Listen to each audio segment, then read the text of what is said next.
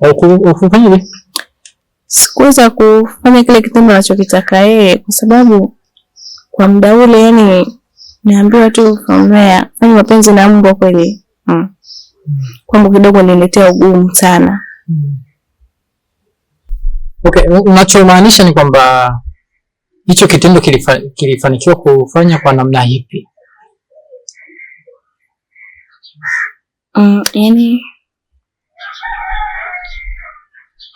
unajua kule ni nchi ya watu. Alafu yani ile dada alivyokuwa anaonekana ni kama vile mambo anayofanya ni ya kishetani, yani kishirikina. Kwa kawaida huwezi kumwambia binadamu mwenzio au mdada mwenzio unamuona kabisa unamwambia nenda akaza sexy na mbwa yenye mapenzi. Kwa kawaida hiyo kidogo ni changamoto. Siku moja usiku aliweza kunifungia mlango. Yaani yake ingia ndani akafunga mlango kwa nje. Kwamba nikikataa ndakuwa nakaa nje. Sipati chakula, sipati chochote. Nilijaribu kukaa chini na kufikiria. Na mimi kwa muda huo kidogo nilikuwa nimeshaingiza pesa kwa kiasi. Naweza nikasema pesa nilikuwa nayo. Basi mpaka kucha nikajaribu kuongea naye. Zaidi nilimuuliza tu yani kwani hasa anachohitaji yeye ni kitu gani mimi nikifanye. Ananiambia bwana, wewe fuata anachokwambia. Maana hapo umekuja kufanya kazi, fanya kazi uondoke.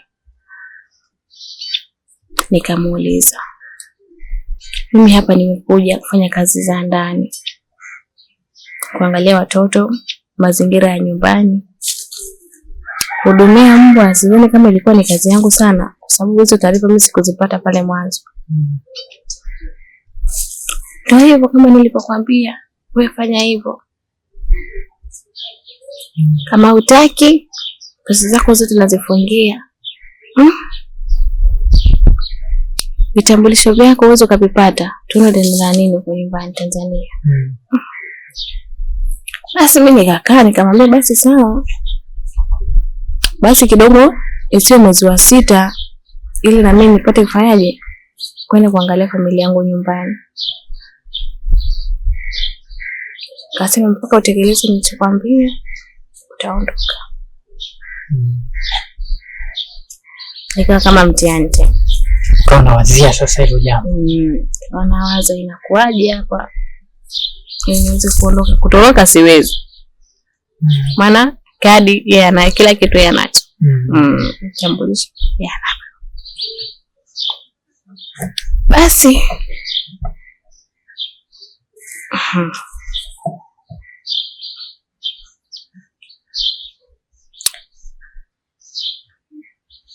kumbuka pale wale watu walikuwa wanakuja wale wakaka 3. Nilikaa na kujiuliza. Nilitamani siku moja nimpate mmoja hapo nijaribu kumuuliza. Aiza ni kitu gani ambacho kinaendelea? Wale ambao wanakuwa kuuliza maswali wanakuambia kabisa wanafanya. Nilitamani nizungumze nao hata mmoja ili nipate mwongozo zaidi. Au ni kitu gani wanachokificha au wanataka kukifanya. Muda huo mume wake na huyo dada alikuwa hajarudi bado. Hiyo siku tena walikuja. Ni kama mara ya 3 sasa anakuja pale. Nikitaka kuongea na labda wenyewe huyo dada anakuwa mkali. Nimekwambia usikae nao. Ondoka kwenda kufanya shughuli zako. Sasa nashindwa kuelewa. Basi yule mkaka mmoja alimfanya yani fuata kilichokuleta. Mwingine achana nayo. Maana atakugharimu.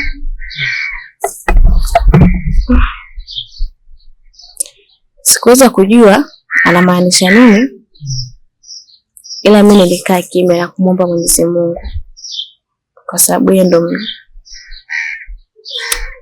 ndo mwasilishaji. Ilikaa nikamwomba Mungu. Ndio. Basi alikuja akakaa, tukapika, tukala, kaondoka. Wale watoto walikuwa wananipenda sana. Wale watoto wa yule dada, madamu wangu alikuwa anikubali sana. Ilifikia tu akawa ananikataza nikutembea nao mara kwa mara. Yaani kama anawakataza watoto walikuwa karibu yangu. Kujiuliza kwa nini mtu akatae wakati ni familia yake. Huwezi kufuatilia sana kwa sababu ninajua atakupeleka pale ni kitu gani. Mdada alinipeleka kwenye, nakumbuka ilikuwa usiku, kama ilikuwa saa 6, saa 5, saa 6 usiku. Akaja chumbani akanigongea, twende. Nikamuuliza twende wapi? Ananiambia twende nje. Nikatoka, ile kutoka akanambia wale pale mbwa inabidi ukafanyie mazingira, maana kesho anakuja kuchukuliwa. Mimi nikamuuliza na usiku, kwa nini nisiamke alfajiri asubuhi ile nikawaandaa? Ananiambia sasa hivi maana wale watu wanakuja kuwachukua. Basi nikamwomba Mungu, kwenda ili akanifungia mlango kwenye chumba cha mbwa. Kwa hiyo hapo nyumbani kwamba kuna chumba special wanakaa nje au ndani huko kwenye nyumba? Wana nyumba yao nje special. Kama kibanda tu, ni nyumba lakini nyumba yao tu, yani ni chumba kikubwa. Akanifungia mlango. Yani nilishtuka. Yani nilipata na hofu ile ya kawaida. Yani kwamba nilihisi kama ni ndoto. Wakati ni kitu cha live, yani nilihisi kama ni ndoto na wote labda nitoke usingizini. Ile ndoto yani itoke. Nilimwomba Mungu, yani nilisema sina la kufanya zaidi ya kumwachia Mwenyezi Mungu, yeye ndiye mtenda vyote. Sasa yani mimi kilichonishangaza pale, yani wale mbwa ni kama watu. Yani situation zile ni kama za kishirikina hivi. Na ni tofauti na vile siku zote ambapo uko unahudumia. Hiyo siku uliona umebadilika? Kuna utofauti tena mkubwa sana. Yani kama vile wamepewa taarifa. Mimi pale ndani nilitoka, nilikuwa tu yani nilikuwa nimevaa nguo zile za kusema najiandaa kwa kulala. Zile nguo pale sijui hata zilitoka vipi kwenye mwili wangu kwa kweli. Nilijikuta nipo uchi. Naona. Sasa mimi yani nishakwambia ni kama ndoto. Basi bwana. Yule mbwa mmoja yule sasa alikuwa mkubwa kweli, alikuwa na mwili. Najua mbwa anakula, wanashiba wale kama binadamu tu vile, yani hauna tofauti na binadamu. Tofauti yake labda ni kwa sababu maumbile yao, lakini kuhusu kula, kuoga, kuvaa hivyo. Yani yule mbwa akawa ananisogelea. Sasa yani alivyosimama, yani hata ile miguu yake yani amesimama hivi. Yani na maumbile yake ni kama mwanaume, yani situation kama hiyo, si umeelewa hapo? Yani kitu fulani hivi ni kama mwanaume. Sasa mimi nikajiuliza, yani pale nimepata na hofu sasa. Naona moyo unaenda kasi. Sasa mimi nikajiuliza, sasa nifanye nini labda? Au naweza kupambana naye vipi huyo kiumbe? Labda nikopata mwanaume au yule baba mwenye nyumba, yule bosi wangu wa kiume, aiza angeweza kunisaidia. Lakini ndio ilishindikana. Yule mbwa akawa anisubiria. Na mimi nipo uchi. Mimi nikasema cha kufanya sina, nimwachie Mungu. Mimi hapa binafsi sijasoma sana kwamba tunaijua dini sana, hapana. Kwa kiasi kidogo naelewa. Nilifumba tu macho na kumwomba Mungu wangu jinsi ninavyojua mwenyewe. Nikasoma dua pale kidogo. Akawa bado ananifuata. Dua gani ulisoma? Au ni siri yako? Ni siri yangu kwa sababu kila kitu ni imani. Ukiwa na imani dua yote inakubalika. Ukiwa na imani, ukiwa unafanya kitu kwa imani, basi Mwenyezi Mungu naye anakuaminisha. Kwa nilifanikiwa pale, lakini kwenye kutoka kidogo kwa changamoto kwa sababu kupigana na mnyama kama yule ni alikuwa unajua mtu kitu kimekuwa. Na kinywa kama kinachochewa moto hivyo. Kwamba ile mtu amemtuma anaenda kufanya kitu fulani au kufanya hivi, kwa anaelewa anachokifanya. Basi mimi nikawa na hofu na ugopa, nikafumba macho nikawa naomba hivyo Baada ya muda kidogo nikaona pametulia. Pametulia kwa sababu nilipambana naye kafika muda mpaka hadi mwenyewe nikachoka. Lakini baada ya dakika 5 kazi nikaona pametulia. Pametulia kama vile hamna kitu kinachoendelea mbele. Kuangalia vile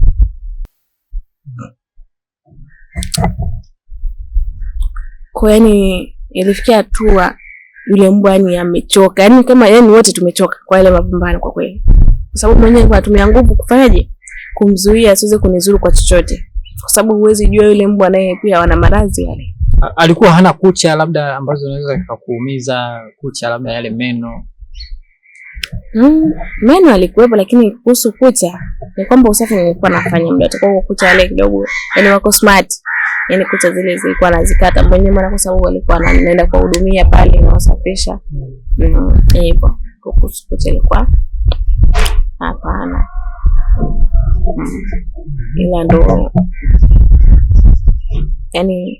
hayo mapambano yalikuwaje mpaka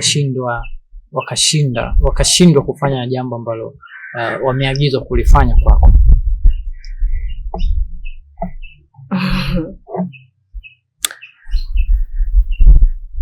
Sio nikueleze vipi. Kwa kweli mimi nilichokifanya pale ni kumwachia Mwenyezi Mungu kama nilivyosema. Mungu alitenda. Ni hivyo kwa sababu ni kama ilikuwa ni pepo au shetani. Nilitumia dakika kama 5 tu kumwomba Mwenyezi Mungu kama nilivyosema hapo mwanzo.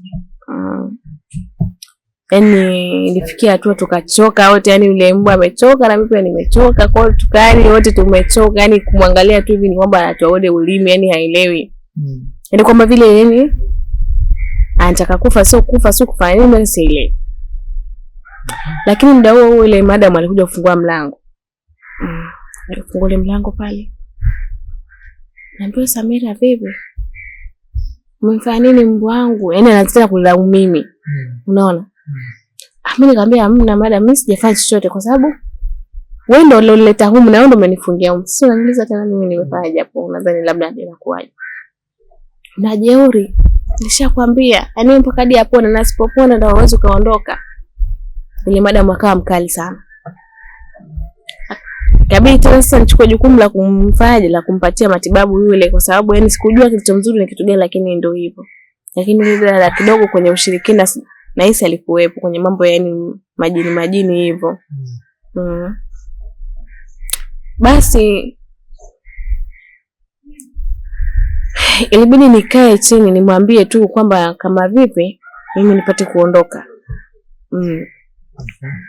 Nipate kuondoka nirudi Tanzania ili nikaangalie na mimi familia yangu.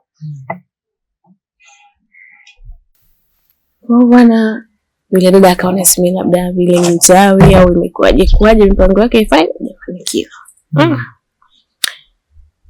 Mimi nikaa tu kimya kwa ajili ya kumsikiliza kwa sababu sikuwa na support yoyote ya kumsupport. Wakaja wale wakaka, lakini walipokuja kuonyesha kwamba wamekasirika na kile kitendo ambacho kimefanyika, labda Zawe hajafanikiwa mpango wake. Ni kama kuna mambo fulani ya ushirikina kafara kwamba kabisa zake zinafanyika hivyo. Si ndio hicho? Iko hivyo, ni kama kafara fulani ambao waga Kwa sababu asema yani inawezekana vipi? Yani inawezekana vipi wewe ukashindwa? Au imekuwaje imeshindikana wakati wanaokujaga wote humu waga wanafanikiwa? Na sasa sijajua alivyosema vile, sijajua kwamba wale waga wanarudi wakiwa salama aiza inakuwaje. Hapo ndo sijafahamu. Na wale walivyokuja wale wakaka watatu kuonyesha kwamba wamekasirika. Lakini sana wawili ndio walikuwa wanaonyesha kwamba wamekasirika sana, lakini mmoja alikuwa yuko normal yani. Mimi nikanyamaza, lakini yule mmoja akaniambia kwamba dada imekuaje? Mpaka hadi imetokea yani imetokea hivi, imefikia hatua kwa hivi. Ilikuwaje? Sijajua kwamba alikuwa ananipeleleza kujua au alikuwa ananiagani na mimi. Sikupata kuelewa kwa kweli. Mimi nilichomjibu ni kama mimi sijui kilichoendelea kwa sababu nilikuta fahamu kama vile nimepoteza fahamu, sielewi kilichokuwa kinaendelea. Basi yule dada akamvuta wale pembeni, wale wote wakavutana pembeni wakawa wanazungumza. Sijui alijadili kitu gani, lakini situation inaonyesha ni kwamba walikuwa wanajadili mimi kuondoka pale. Haraka sana. Niondoke kwa sababu mipango yao nimeshaijua. Kwa hiyo dada alichokuwa anakifanya ni kama kafara fulani hivi. Kwa alikuwa anahitaji niweze kuondoka hata kabla mume wake kufanyaje? Kurudi. Baadaye labda alihisi mimi naweza nikamsimulia mume wake. Kwa nahisi lakini sikuwa na azuli, lakini alivyosema na ilikuwa ni mwezi wa ngapi? Nasema wa pili ndo naishia hivi. Yes, aliniongezea muda la mpaka mwezi wa 6. Kwa hiyo mimi mwenyewe nilikata tamaa, nikasema basi ndio walo naliwe. Yaani siku hiyo alikuja yule mbwa alitolewa pale akachukuliwa. Jioni ilikuwa mida saa 12. Akaniambia jiandae, napaswa uondoke. Jambo la kushtuka, yani la kushtukiza. Kwa nini niondoke haraka kiasi hicho? Na hajanizuru chochote. Yaani hajaniambia chochote labda cha kunizuru, lakini mimi nilikuwa na wasiwasi kwa sababu unajua ni mtu wa mipango. Basi mimi nikamwambia sawa madam, hamna shida. Pale nikapaki, tukaenda. Mimi nilikuwa naishi maeneo ya Qatar pale. Kuna sehemu pale nita ndio nilikuwa pale. Tukaenda nikachukua tukaenda shopping, kanipeleka nikanunua vitu begi hivyo. Mabegi yangu nikachukua. Yaani mtu ambaye ana wasiwasi sana. Sikujua wasiwasi wake ni nini hasa. Au alikuwa ananisi nini mimi labda. Sikuelewa. Basi mimi nikafanyaje? Mimi nikajiandaa. Kesho yake akanipeleka airport na gari lake mwenyewe na watoto wake wawili. Mimi nashukuru Mungu niliondoka kule nikiwa salama kabisa. Okay. Ni pesa kama kiasi gani ambacho umekivuna wakati upo kule? Ambacho unasema kweli huko haja ukatamba nacho na ukaonyesha mafanikio kwa nyumbani. Kwa kweli namshukuru Mwenyezi Mungu. Nilipata pesa. Nilipata pesa. Kama shilingi ngapi? Maybe nashukuru Mwenyezi Mungu pesa niliyopata japo nimeitesekea kwa huko yani kwa pesa ya huko Tanzania kiasi cha shilingi milioni 60. Na 700,000. Ya, kutoka nayo kule. Kwa nini ulipewa pesa nyingi hivi?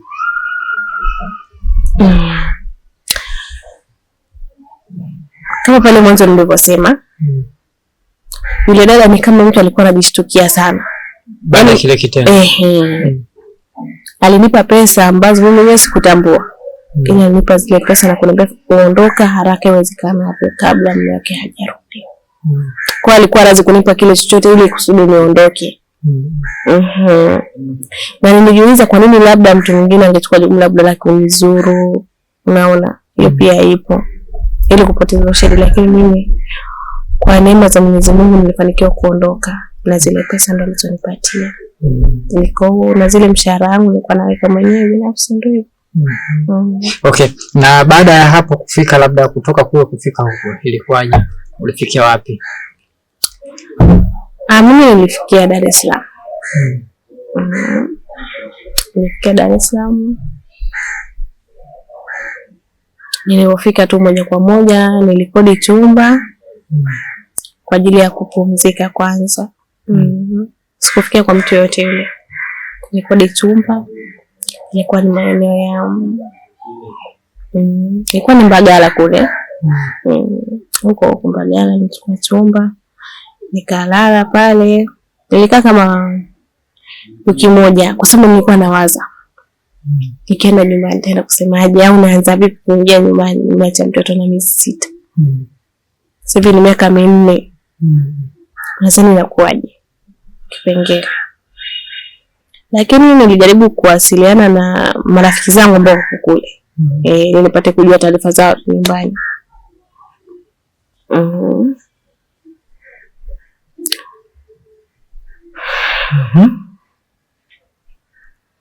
Uliwasiliana nao marafiki zako taarifa za nyumbani? Taarifa walinipatia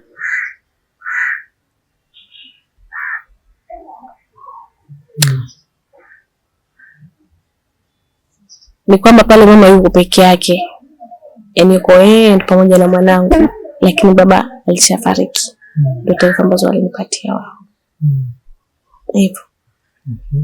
Sawa. Kwa hiyo ulienda, ulifanikiwa kwenda nyumbani kama ulivyopanga kwamba ukipata pesa na utafanya kama surprise, au kama kuishia Dar es Salaam? Tuelezee hapo jinsi ilivyokuwa. Sikupanga moja kwa moja. Sikupanga moja kwa moja kwa sababu unaweza kaamua kwanza kuharibu pesa kwa kitu ambacho hakipo. Mimi nilipanga niende kwanza nyumbani. Nikajua mazingira ya nyumbani yalivyo. Ili nijue naanzia wapi. Kwanza niombe mama msamaha kwa kila nilichokifanya. Kwa sababu mzazi ndio mwenye baraka zote. Siwezi kuanzisha maisha ya Dar es Salaam sijamwona mtoto wangu wala mama wangu. Nilikaa wiki moja, nilivyowapigia simu kule nilijisikia vibaya sana. Yaani nilisikia vibaya kumpoteza mzazi wangu na mimi sijafika na sijui kilichomsibu ni kitu gani. Nilijipa matumaini, nilimwomba Mungu kusudi niweze kufika na mama aweze kunipokea. Nakumbuka ilikuwa ni siku ya Jumatatu. Nilipanda gari la usiku, nifike kule asubuhi.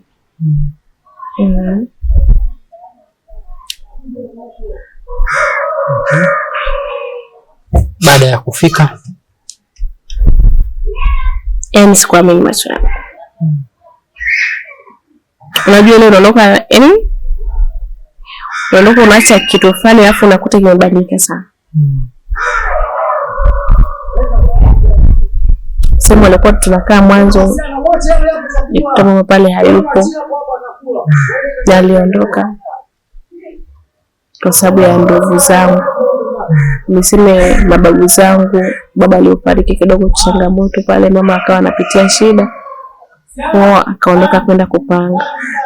Yaani akaenda kupangisha nyumba. Yaani akawa anakaa ile nyumba ambayo kama anamlindia mtu. Kama anamlindia mtu sasa. Ndio nikaenda pale kielekezo nikaenda. Yaani nilishiwa nguvu kabisa. Nilishiwa ni jinsi gani namfuata mama wangu naenda kuanza vipi. Yaani kama situation kama hizo tunazitambua jamani. Yaani tunafika nyumbani miaka kadhaa. Na mtoto kwa muda huo ni kwamba ana miaka 3 kasoro hapo mimi. Kwa ni mtu ambaye ameshakuwa.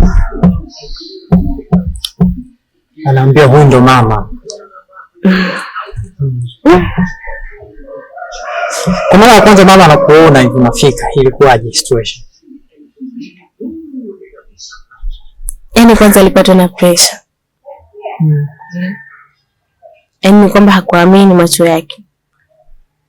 Kwa jinsi anavyosema kwamba alihisi labda nishakufaga, yani si pata duniani. Kwa sababu siku hiyo ungeenda siku moja toka niondoke. Wala hakuwahi kusikia taarifa zangu zote. Nilipiga magoti nikamuomba msamaha. Ni mzazi wangu nilikosea. Mwachia mtoto kama yule, afu ni mtu mzima kumlea, changamoto. Nilimwomba msamaha. Japo alisita kunipokea, lakini ni mzazi. Atafanyaje? Alinipokea mama. Hakujua kama umekuja na hela ndefu. Hakuweza kujua. Hakuweza kujua kabisa, japo nilikuwa na mizigo mingi. Mizigo mingi. Okay. Nilijitahidi sana kumchukulia zawadi. Kama mama yangu, mlezi wangu. Mwanangu pia alinipokea.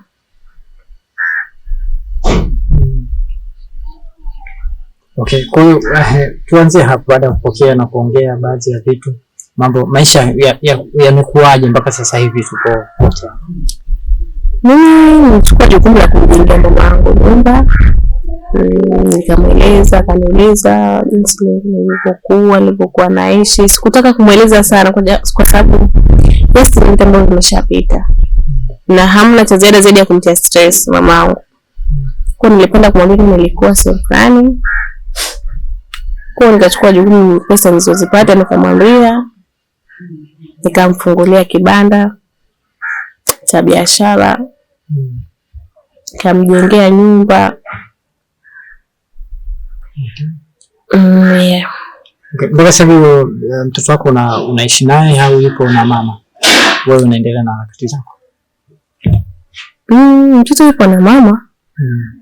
Mtoto yupo na mama na sasa hivi yupo shule.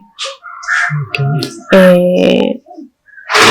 Baada ya hapo sasa kuwa na maisha mengine sasa hivi, mpaka sasa hivi tumekukuta kwenye ulimwengu mwingine. Baada ya kuuliza ndio tukajua kwamba kuna vitu ambavyo umepitia. Kazi ambayo unaifanya sasa hivi sana ni mimi kazi ambayo naifanya mimi sasa hivi ni sanaa ya uigizaji. Okay. Sasa hivi ni msanii. Okay. Umeigiza movie gani na movie gani kwa sasa hivi? Kuna movie ambayo kuna Sunny Flavor na Pesa. Ukiingia YouTube una search Sunny Flavor na Pesa. Unapata. Okay. Unaweza? Okay. Sawa. Ushajaribu kufikiria labda kuandika movie au kuandaa movie ambayo ya wadada wa kazi ambao wanapitia manyanyaso kama hivi ulivyopitia wewe, au kutoa historia ya maisha yako? Ina maana mpaka unaingia kwenye industry hiyo, labda kutokana na vitu ambavyo umepitia. Of course. Natamani sana siku moja nifanye hicho kitu. Ili tuweze kushare pamoja mawazo na kutoa elimu pia, kwa sababu vitu vipo jamani. Kwa ulimwengu sasa hivi japo kidogo unakuwa kidogo, yani kama umeelimika, lakini vitu vipo. Natamani sana siku moja na mimi niwe director mkubwa, ili niweze kuwasilisha kile nilichokipitia mimi.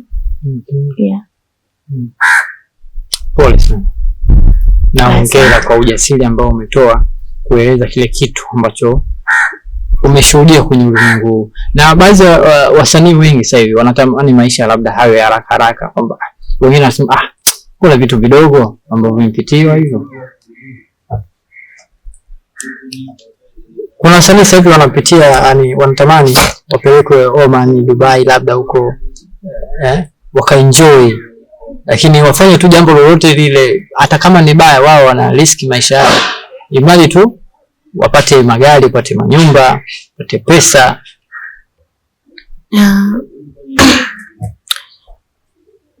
Hiyo kwako unaweza kufanya hivyo? Au lengo lilikuwa ni nini mpaka ukasema basi niingie kwenye uigizaji?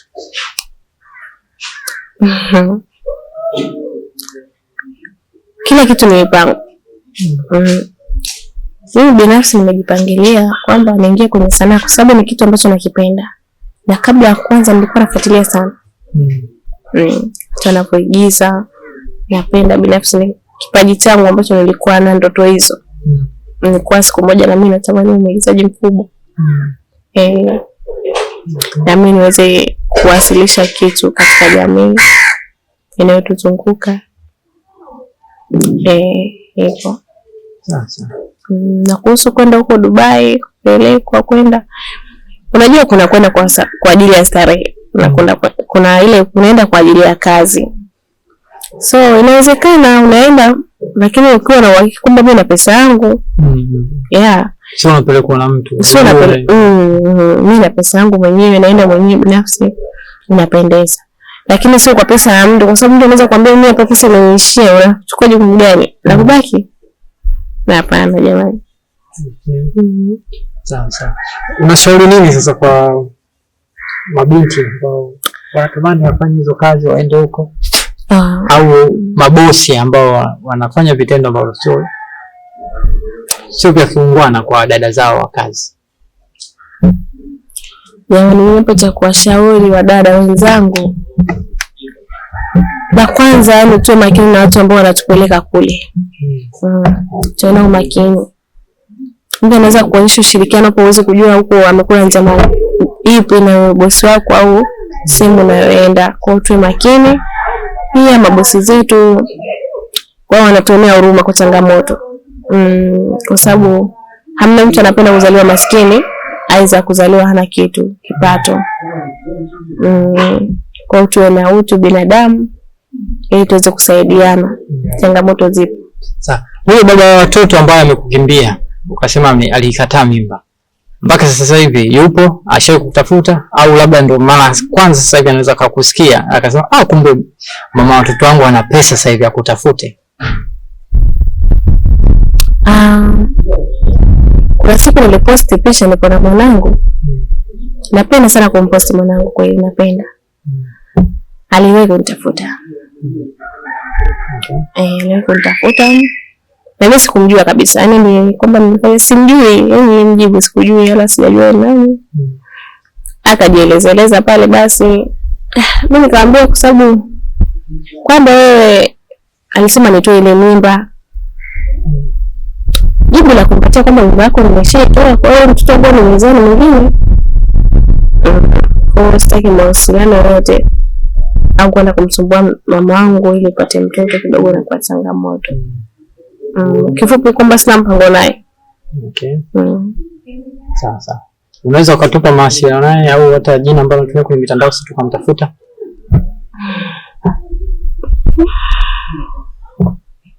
Utatuambia basi private, sisi tutafanya jitihada tumtafute, labda tujue kiundani kwa nini alikuwa vile, na labda sasa hivi amejirudi. Usimtenganishe baba na mtoto. Kama mlikuwa na sababu zenu, basi mtoto pia apate upendo kutoka kwa baba pia. Ni kweli, lakini kumbuka pale mwanzo aliniambia nitoe mimba. Kwa later alikuwa anajua kwamba kuna umuhimu wa kuwa na mtoto duniani, asingesema hivyo. Kwa sababu amekataa. Na mimi nilikubali matokeo, nilipitia magumu hadi kufikia hapa sasa hivi. Kuyaeleza haya ni kwamba nilipitia mambo mengi sana. Kwa mpaka mtoto sasa hivi nashukuru Mwenyezi Mungu, mashallah yupo. Basi mimi focus tu na familia yangu kifupi. Kwa hiyo ajue pa kuanzia na pa kumalizia. Haya basi sawa, dada yetu Samira. Tunashukuru pia kwa kutuonyesha njia nzuri na kushirikiana na sisi hapa kutoa fundisho kwa wale watu ambao wanatamani kupata maisha ya haraka hivyo, kwenda huko nchi za watu. Hata hapa kumbe kuna kazi ambazo mtu unaweza kuzifanya na kufanikiwa. Wewe ambaye umetusikiliza sisi hapa mwanzo mpaka mwisho, una ushauri gani? Una maoni gani? Unaweza kudondosha hapo kwenye comment. Wewe ambao subscribe ili upate matukio yote ambayo yanaendelea hapa. Lakini sisi tunachokiona mpaka sasa hivi hatutaishia hapa. Tutajaribu kufuatilia kuhusiana na swala la mume wa dada yetu hapa, labda tujue kiundani kuna kitu gani kinaendelea, au hata labda tutapata labda mtu wake wa karibu tujue pia kuna kweli namna gani, kwa kutokana na vitu ambavyo dada yetu hameviongea.